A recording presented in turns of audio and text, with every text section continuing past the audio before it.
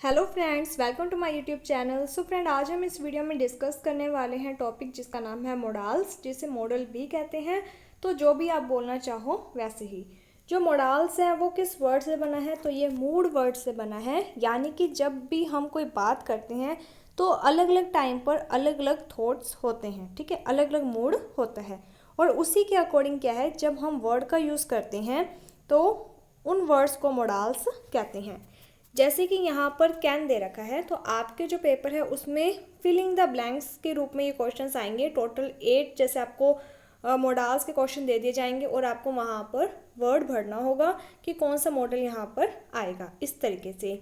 तो जो मेन है, यानी कि हर एक मॉडल की क्या है, अपनी अलग अलग एक स्पेसिफिक विशेषता होती है। तो उसके बारे में आज हम इस वीडियो में डिस्कस करेंगे। एंड जहाँ से ज़्यादा क्वेश्चन आते हैं उससे से रिलेटेड जो बातें हैं वो हम इस वीडियो में डिस्कस करेंगे। सो स्टार्ट करते हैं। सबसे पहले यहाँ पर दिया हुआ है कैन। तो कैन का यूज़ है जो वो 3 चीज़ों के लिए होता है। एक होता है पॉसिबिलिटी के लिए, एक होता है परमिशन के लिए और एक होता है एबिलिटी कैपेसिटी के लिए। यानी कि अगर आपका कोई भी सेंटेंस है जहाँ पर आपको पॉसिबिलिटी का भाव देखने को मिलता है तो वहाँ पर हम कैन का यूज़ करते हैं। और इसी तरीके से अगर आपको परमिशन का भाव देखने को मिलता है तभी भी हम कैन का यूज़ करते हैं। और अगर किसी की एबिलिटी के बारे में पता चलती है, जैसे कि मैं ये काम कर सकता हूँ ये, या फिर ये काम नहीं कर सकता हूँ, इस टाइप में, तभी भी हम कैन का यूज़ करते हैं।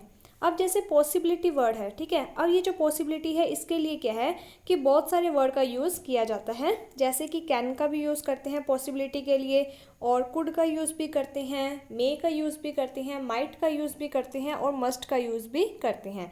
लेकिन यहाँ पर क्या होता है, जैसे कि अगर जनरल पॉसिबिलिटी है, मीन्स कि ऐसी बातें जो सभी को पता होती हैं, जैसे कि एक्सीडेंट कैन हैपन एवरीवेयर, कि एक्सीडेंट्स हैं जो वो कहीं पर भी हो सकते हैं। कोई भी बीमारी होती है वो इंसान के लिए डेंजर ही होती है। जैसे आपको किसी बीमारी का नाम दे देंगे, रिकेट्स, मॉम, मिसल्स, इस टाइप में कोई बीमारी देकर डैश बी डेंजर, तो यहाँ पर आपको कैन भरना है। ऐसी बातें जो सभी को पता हो, आपको, मुझे, सभी को पता होती हैं, तो वहाँ पर हम किसका यूज़ करते हैं? कैन का। General possibility. इसके बाद है परमिशन। परमिशन है जो, उसमें क्या होता है, परमिशन 2 तरीके की होती है। एक होती है फॉर्मल और एक होती है इनफॉर्मल। फॉर्मल परमिशन में जो हम बड़ों से लेते हैं, ठीक है, जिसमें हमारी जो वर्डिंग होती है वो बहुत ज़्यादा सिंसियर वाली होती है। और जो इनफॉर्मल होती है वो हम अपने बराबर के लोगों से, यानी कि अपने फ्रेंड से, इस टाइप में, जैसे ब्रदर सिस्टर, इनसे लेते हैं, तो उसे क्या कहते हैं? Informal permission. तो जो इनफॉर्मल परमिशन है इसके लिए हम कैन का यूज़ करते हैं। जैसे कि अगर आप किसी अपने फ्रेंड से पेन मांग रहे हो, नोटबुक मांग रहे हो, फ़ोन मांग रहे हो, तब आप कैन का यूज़ करोगे। जब आप अपने बराबर के किसी पर्सन से बात करते हो, कोई परमिशन लेते हो तो। इसके अलावा जो कैन है उसका यूज़ होता है एबिलिटी कैपेसिटी के लिए। जैसे कि आप, कोई भारी बॉक्स है तो उसे आप उठा सकते हो तो आप लिखोगे आई कैन, ठीक है। अगर आप स्विम कर सकते हो तो आप लिखोगे आई कैन स्विम। अगर आप इंग्लिश बोल सकते हो तो आप लिखोगे आई कैन स्पीक इंग्लिश। इस तरीके से, यानी कि जो काम आप या तो कर सकते हो तो उसके लिए कैन, और जो काम आप नहीं कर सकते हो उसके लिए कैन नॉट। और ये होता है एबिलिटी कैपेसिटी के लिए। कैन का जो सबसे इम्पोर्टेंट यूज़ है वो इसी के लिए होता है, एबिलिटी के लिए, कि आप में कितनी क्षमता है, कौन सी योग्यता है किसी काम को करने की। एंड इसके बाद है कुड। तो कुड का यूज़ होता है कैन का पास्ट के रूप में। जैसे कि यहाँ पर सबसे ज़्यादा जो क्वेश्चन है, जो एग्जाम्पल देखने को मिलते हैं पेपर में, वो क्या आता है? I dash swim when I was young, कि मैं तब स्विम कर सकता था जब मैं यंग था। तो यहाँ पर है तो उसकी एबिलिटी, लेकिन ये एबिलिटी कैसी है? पास्ट की, कि अब वो ओल्ड हो चुका है, पहले जब वो यंग था तब वो स्विम कर सकता था। तो यहाँ पर आप भरोगे आई कुड स्विम। इसी तरीके से आई कुड, यहाँ पर रन आएगा, RUN, run fast when I was young, कि मैं बहुत तेज़ दौड़ सकता था। कब दौड़ सकता था? जब वो यंग था, मीन्स अब वो नहीं दौड़ सकता। इसीलिए यहाँ पर क्या है? कुड का यूज़ हुआ है, क्योंकि ये पास्ट की जो एबिलिटी है उसके बारे में बता रहा है। एबिलिटी के लिए कैन का यूज़ करते हैं, और अगर पास्ट की एबिलिटी आ रही है तो कैन का पास्ट क्या बनता है? कुड। तो हम यहाँ पर किसका यूज़ करेंगे? कुड का। इसके अलावा जैसे कोई भी परमिशन है, अगर वो पास्ट में आपने ली हो तो आप वहाँ पर कुड का यूज़ करोगे, ये चीज़ है। इसके बाद मे का यूज़ है जो वो मेनली 3 चीज़ों के लिए होता है। एक ब्लेसिंग के लिए, जैसे कि may God bless you, may you live long. इस तरीके से जब आप किसी को ब्लेसिंग दुआएं देते हो तब, और ऐसा नहीं है कि सिर्फ अच्छी ही दुआएं, नेगेटिव भी हो सकती हैं, कर्स जिसे कहते हैं, श्राप वगैरह, कि यानी कि तुम कभी खुश ना रह सको, इस टाइप में। एंड इसके अलावा जो मे है उसका यूज़ होता है पर्पस के लिए, कि अगर हम कोई काम करते हैं तो उसका कोई ना कोई उद्देश्य होता है, तो इसके लिए भी हम किसका यूज़ करते हैं, हम मे का यूज़ करते हैं। जैसे कि वी ईट, हम खाते हैं, so that we dash live, हम क्यों खाते हैं, ताकि हम जिंदा रह सकें, तो हम यहाँ पर मे का यूज़ करेंगे। वी वर्क हार्ड, हम वर्क हार्ड करते हैं, so that we dash get good marks, तो यहाँ पर वर्क हार्ड करते हैं, क्यों करते हैं, ताकि हमारे अच्छे नंबर आ जाएं, तो हम बीच में किसका यूज़ करेंगे, मे का यूज़ हम करेंगे। तो इस तरीके से जब हम कोई काम करते हैं और उस काम का कोई ना कोई एक उद्देश्य होता है, कोई ना कोई पर्पस होता है, तब हम वहाँ पर मे का यूज़ करते हैं। एंड अब ज़्यादातर मे का यूज़ इसी में दिखाया जाता है, तो आपको ये वाला जो पॉइंट है इसको बहुत अच्छे तरीके से ध्यान में रखना है। इसके अलावा मैंने आपको बताया था कि जो परमिशन है वो 2 प्रकार की होती है, एक होती है फॉर्मल और एक होती है इनफॉर्मल।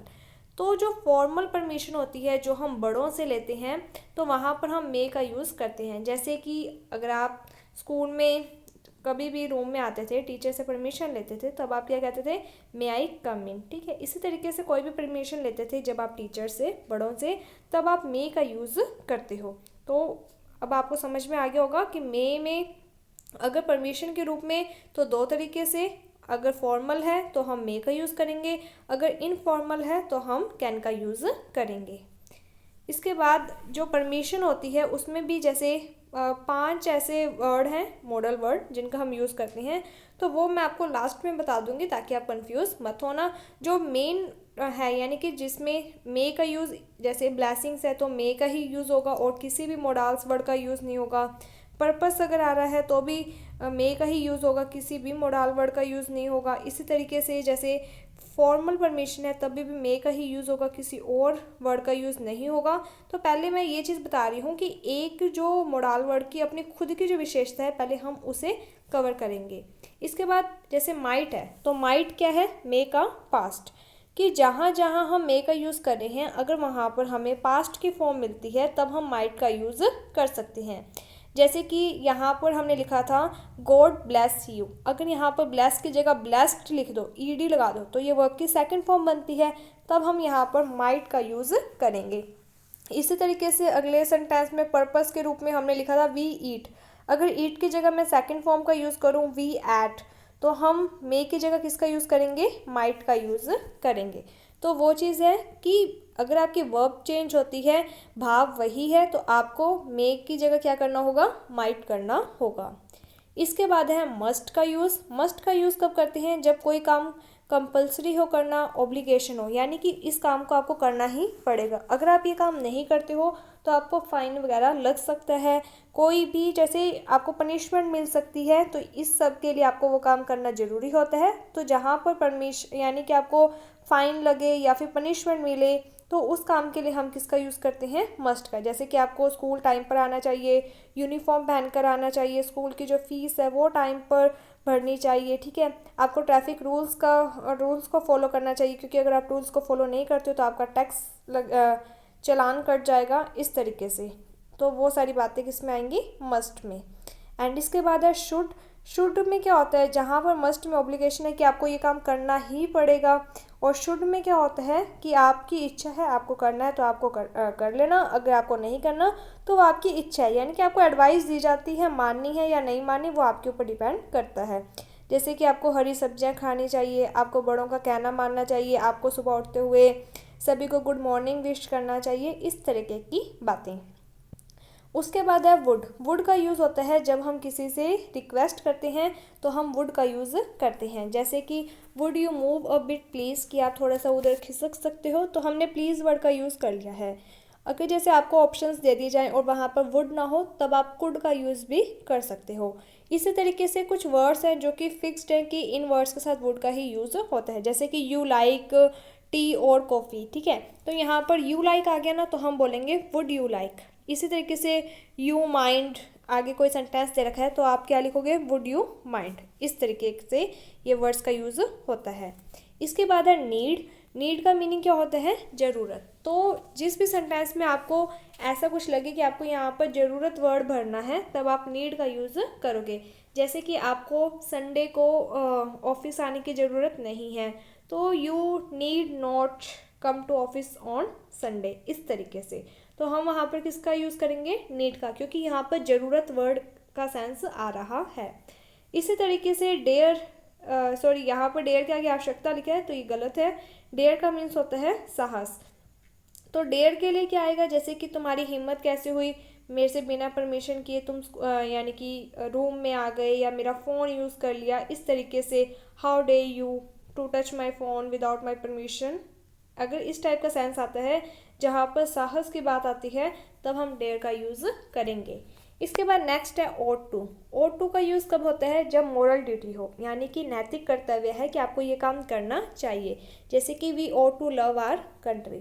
तो जैसे मान लो कि आपको टू दिया हुआ है, तो शुड के साथ कभी यानी कि आपको ब्रैकेट में क्या है, सॉरी ब्रैकेट में नहीं, फिलअप में सिर्फ आपको ought भरना है, टू पहले ही आपको दे रखा है। तो देखो शुड और ought to दोनों का ही यूज़ होते हैं, बट अगर आपको टू दे रखा है तो आपको ought ही भरना पड़ेगा, क्योंकि शुड के साथ कभी भी टू का यूज़ नहीं होता है।